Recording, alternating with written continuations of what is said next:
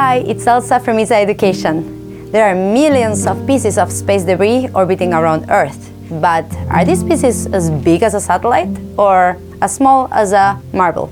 Let's find out.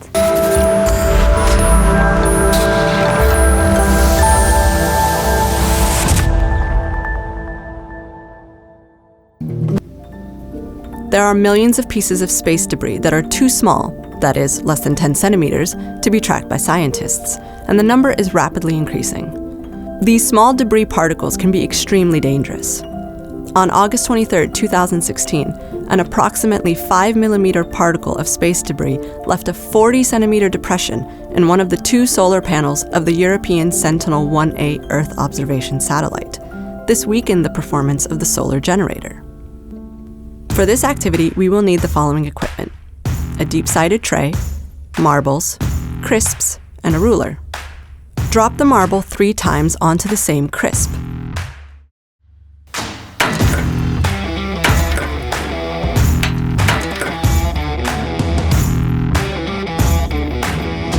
Use a ruler to classify the pieces of debris into 3 sizes. After each drop, count according to size the number of pieces of crisp produced and record them.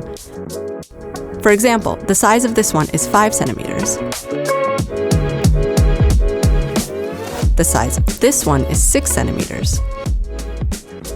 This one, 3 centimeters. One of 1.5 centimeters. And there are lots of pieces that measure just a few millimeters. The more you throw the marble, the more small pieces of crisps you'll get, as opposed to big pieces. This way, as more collisions occur, we find more and more crisps of smaller sizes. The same happens with debris. Small pieces of space debris are much more common than large pieces.